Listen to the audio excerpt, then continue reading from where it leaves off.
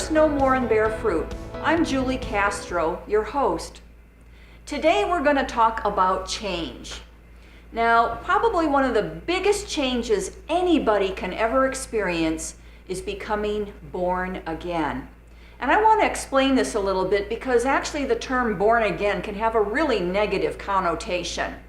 What born again means, and when Jesus tells you you have to be born of the Spirit and be born again, is it's a spiritual rebirth. Remember, God is spirit. And so Jesus came down on this earth as man, but he is also the form of God. So when someone says, oh, I've just been born again, and they're just jumping for joy, and you're thinking, man, this person is crazy, I want to let you know that they're really not crazy because it's a spiritual birth. It's a rebirth. Nicodemus actually talks about it, and he says, well, Lord, how can someone be born again? How can they go back into the mother's womb and come out again? And that's when Jesus says you have to be born of water and of the Spirit. So I wanted to, as we go forward, we're going to talk to two different people and what they do in terms of change. First, we're going to talk with Jayme Parkinson, who is the editor and chief of Autumn Magazine. Now, this is a digital magazine, and she'll explain all about what the magazine is about. And then we're going to go and talk with Brian and Yolanda Ewing. And they are actually the founders of a community development organization that's in Maricopa, Arizona. And they actually also happen to be pastors of a church. At the same time, Brian is a principal of a charter school, and they're going to talk about the change that they have seen in some of these kids who they minister to through school because of their love that these children, these young teenagers, are graduating from high school than when they were left for the side of the road because no one believed in them. But Brian and Yolanda do. So, without further ado, let's go ahead and talk with Jayme Parkinson of Autumn Magazine. I'm here with Jayme Parkinson, who is the editor and chief of Autumn Magazine. Jayme, welcome to the show. Thank you, Julie. You know, Autumn Magazine is a little bit unique because, not a little bit, it's actually a lot unique because it's online and it's digital. But I'm going to let Jayme explain what the magazine is all about. Yes, so Autumn Magazine is a faith-based magazine, and all of our articles and content is focused on love, faith, or purpose in life. And like Julie said, it is digital, so all you have to do is go on to autumnmagazine.com, subscribe, and once every 2 months you'll receive an email notification letting you know that the new issue is available. You can access it on your phones, tablets, desktop devices, and it's just right there in your hand. And it's free. And it's free. Which is really, really cool. Yeah. So then tell me, what's the inspiration for Autumn Magazine? How did you get started? Yes, so the name Autumn Magazine, it was something that when thinking that I wanted to start a magazine that was faith-based and something that I could share with other people and incorporate other people's stories, I was looking at something that, one, would focus on the change in people's lives, but also before I had my firstborn, whose name is actually Autumn, me and my husband were talking, and we wanted to name the magazine something that would make us continue to endure any struggles during it. And that's why we chose our firstborn's name, now turning about 1 year old. But this is before she was even born, and the magazine's going on 3 years. So wow, yeah, that's incredible. So I know that you highlight different people. How do you find the people? Well, you just tell me, how do you find them? So one of two ways. Either it's with my staff and somebody puts in a recommendation, and then I or one of my staff members will reach out and see if they're interested in sharing their story with our readers. We also have somewhere on our website on autumnmagazine.com where you can nominate somebody to be a future, either the man or woman of the month. And we do a photo shoot, we do an interview, and it's transcribed into the magazine. You can also watch a video if you don't want to read it. You can always watch and listen to that. But that's how we pick our everyday people to share their extraordinary stories. You know, and it's really cool because I subscribe, and I love that there's this digital interview embedded right into the magazine itself. So I really encourage you all to subscribe to it. So it's been a couple of years. How did you actually come about? I know the name, but how did the magazine actually come about? Well, you know, I feel like God gave me all of these talents and experiences in my life right before leading to the decision to make or birth Autumn Magazine. So my background has been in marketing and editorial and proofing and also fine art. So I ended up just kind of combining all of that in one to create Autumn Magazine. And God has put some wonderful people in my life on my path who also love to write and have incredible stories to share. And so, you know, with that, with my experiences and education, and with the people in my team willing to share their experiences and their stories, that's how Autumn Magazine came about. Wow, that's really, really cool. So now I know originally it started once a month. Yes. Now it's bi-monthly. What made you decide to make it bi-monthly? Yes. So we're growing, which is Cool. a great thing. Our magazines, it used to be a smaller 20-page, 24-page magazine. So we're going bi-monthly now because we're bigger. You're going to see more of a 80-page magazine. That means more content, more stories, there's new authors. We are focused on stories for narratives, art pieces like poetry. We are focused on little mini short stories that people write, culture pieces. So you're going to have more content with the bi-monthly. So you're missing 1 month, but hopefully, you know, that can be spread over and you can take your time and you can read a lot more because we have more people that are willing to share now. That is very, very cool. Yeah.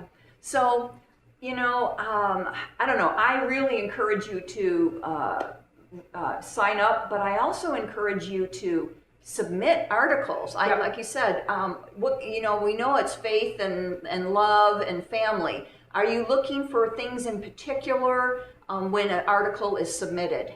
So there's a section on our website for submissions. If you go all the way down to the bottom of autumnmagazine.com, and it breaks down what type of articles that we are looking for. So there are culture pieces, there are lifestyle pieces, there are narrative pieces.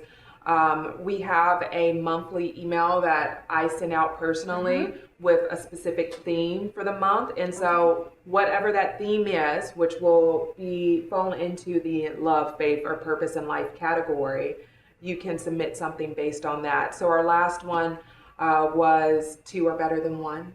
Oh. And so that was more on both teams in marriage and family. And so we had a lot of article submissions that revolved around that theme. Wow, that's very, very cool.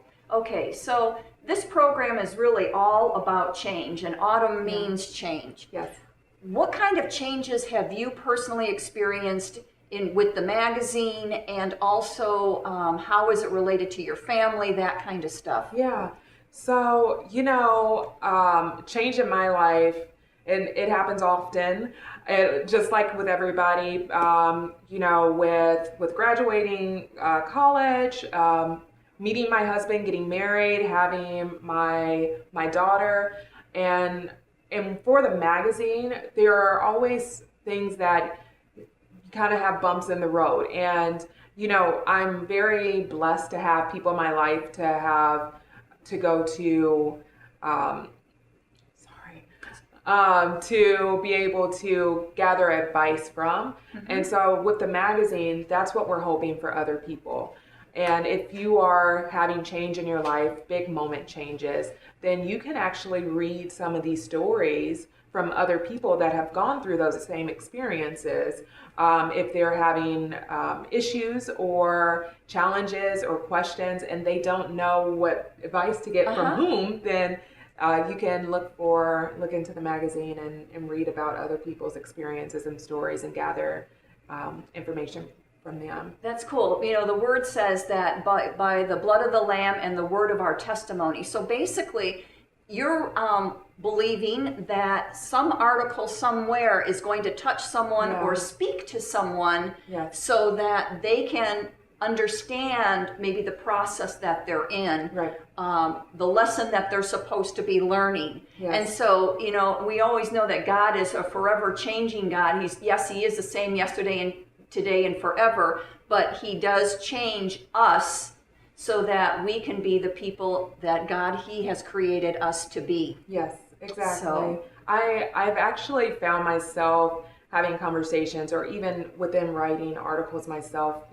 letter from the editors, and as in giving advice, I realize after I'm done speaking, like I feel like that word was also for me. Yes. You know, and sometimes that's what happens with us. You know, God speaks through us. Right. And we are trying to help other people and we also help ourselves. So I think speaking for my writers, I think writing for themselves, it's therapeutic. But like you said, there's so many people that they're touching through their stories and through their experiences too.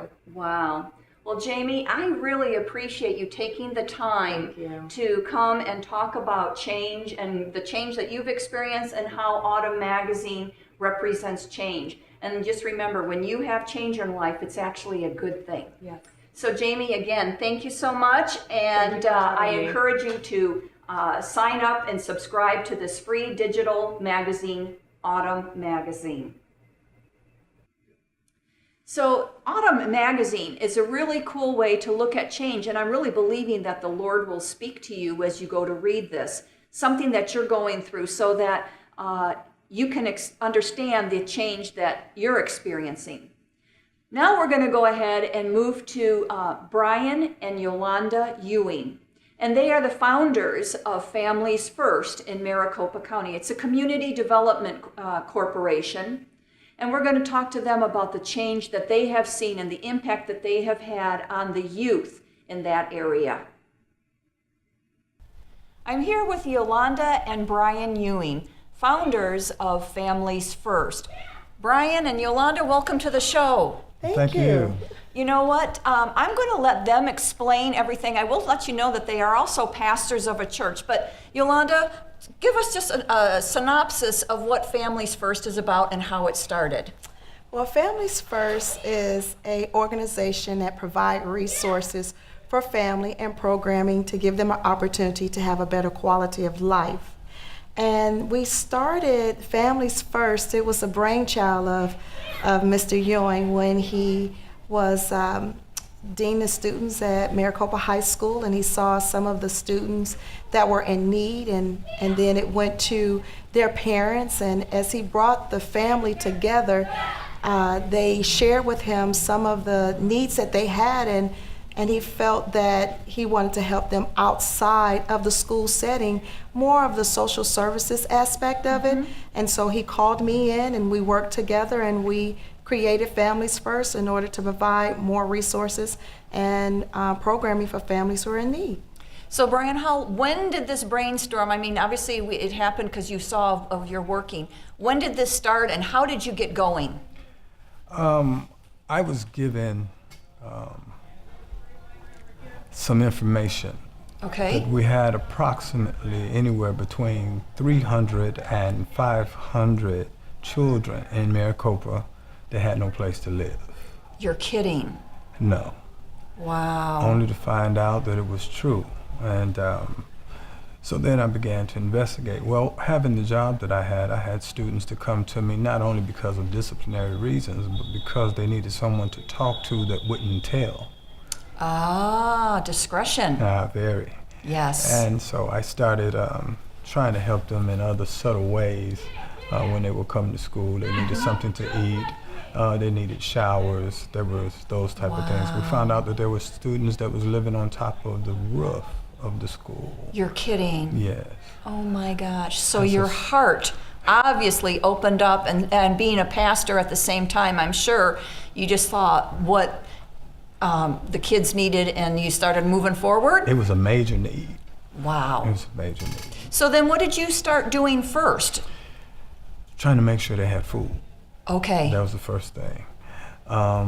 Shelter was a problem, but then I found out they were very resourceful because it was 2008 and we had that little crash. Right. And there were houses that were vacant and they were staying in the vacant houses. Oh, they were squatters. Yeah. Okay. Yeah. So they learned how to figure out a way. All right. Yeah. So then, let me ask you, how did you move into? I mean, it started out with the needs in school, Sure. and then did you get resources from the community? What did you do? I'm sure you prayed and asked the Lord for some direction on this. We received resources outside of the school, and the school also participated in Oh, nice. with resources as well. Cool. Yeah. All right. Because we had to make sure that they had like backpacks with deodorant, lotion, and things of that magnitude. Because they found a way to be surfers too, couch surfers. So they would stay with their friends for a couple of days. They'd move from that friend to another friend, and All right. and that type of thing. And then we discovered that some parents were leaving children. Oh. Yeah. You know what? It's unfortunate, but you know what? Praise the Lord. Your heart was there, and you saw the need, and you move forward. Yes. So this show is actually about change. Excuse me. So this show is about change. Tell me, what kind of changes have you seen in the kids since they've been involved in your after-school program? I have seen tremendous change. From the time that they started, some were shy, some were not engaged or wanting to complete or finish school. Some were disconnected from their families and not wanting to have a family relationship. And so through the different sessions and group discussions, they found out that they had other options. And they wanted to do things in a more positive way, and because of that, making different decisions, they had a different outcome, and they began to grow and mature in their own life and with their peers. Wow.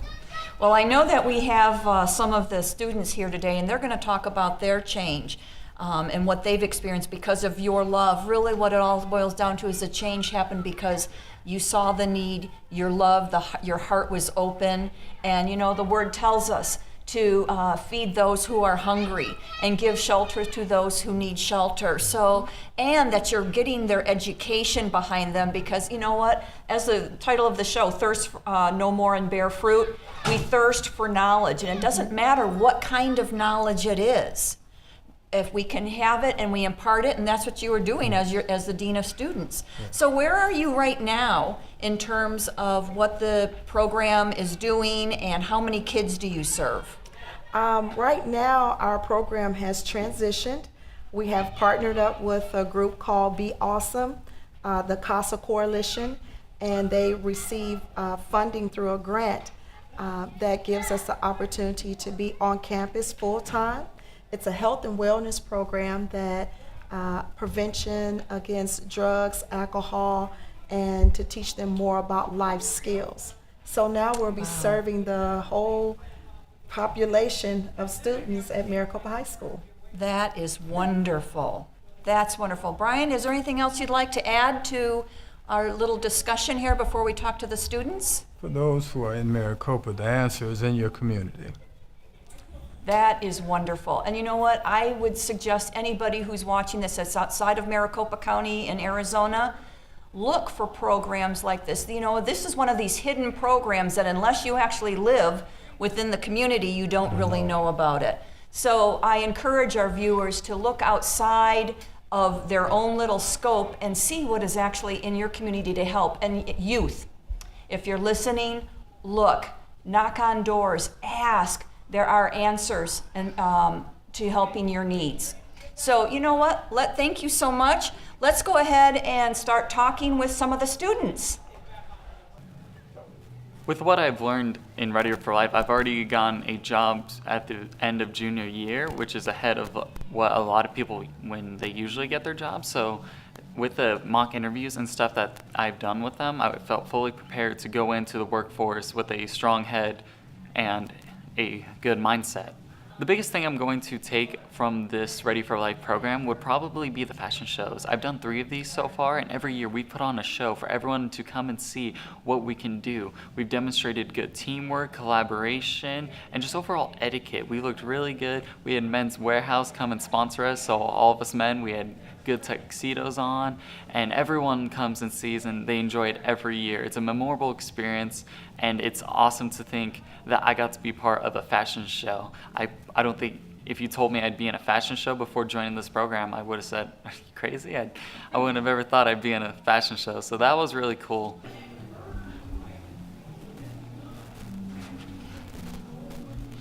Hi, I'm Eddie, and before I came to the program, I was very shy and I kind of didn't know how to be a leader.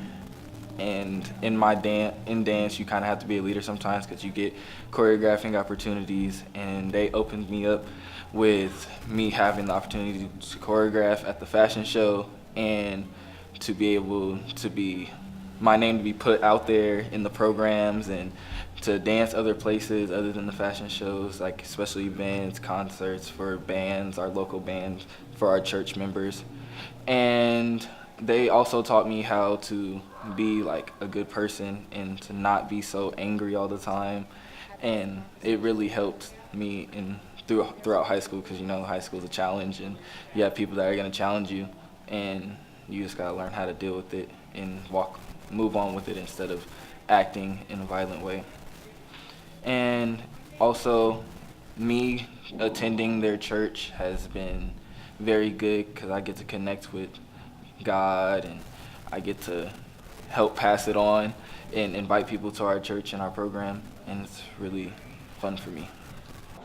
Hi, my name is Kiara Shumate, and I have been with the Ready for Life program for 3 years now. And my mentors, Mr. and Mrs. Ewing, have been a great impact on my life. They have taught me a lot about leadership and being the person who I am today. During the programs, we've practiced a lot of interviews for like the future and stuff. She has prepared us for college and what the real world will be once we graduate. If it wasn't for my mentors, I don't know if I really would have graduated high school, because they had so much faith in me and they helped me get through it. After high school, after I graduated, I will be attending CAC for culinary, and I actually have 3 years of experience with culinary. I'm certified for Culinary Arts Skills USA at the high school, and I will be taking 2 free years at CAC for culinary, and after those 2 years, I'll be transferring to Lee Cordon Bleu in Scottsdale to major in culinary and get my associates. Because of who you are, I give you glory. Because of who you are, I give you praise.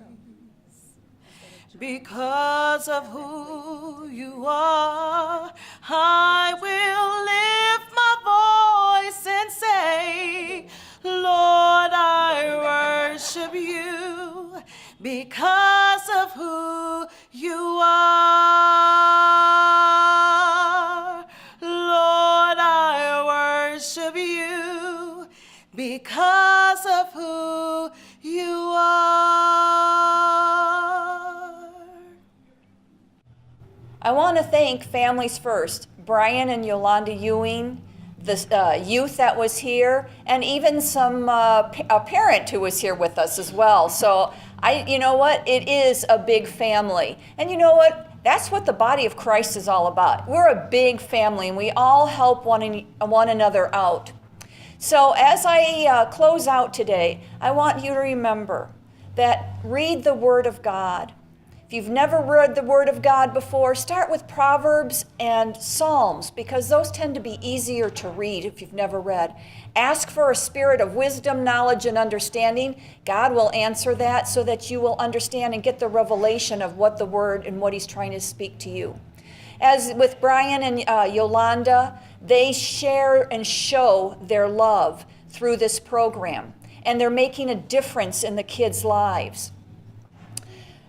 It's all about knowledge. And just like it says in Thirst No More and Bear Fruit, the title of the program, we thirst for knowledge. And they are imparting knowledge into these kids so that they are set up and ready for a successful life ahead of them. Thank you for joining us today, and thirst no more and bear fruit.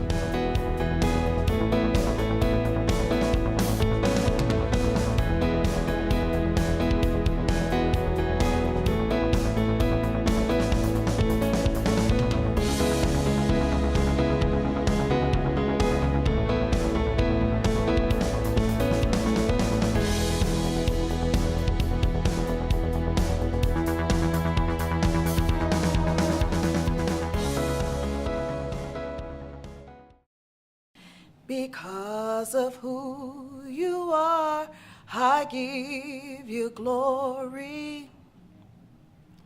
Because of who you are, I give you praise. Because of who you are, I will lift my voice and say, Lord, I worship you because of who you are. Lord, I worship you because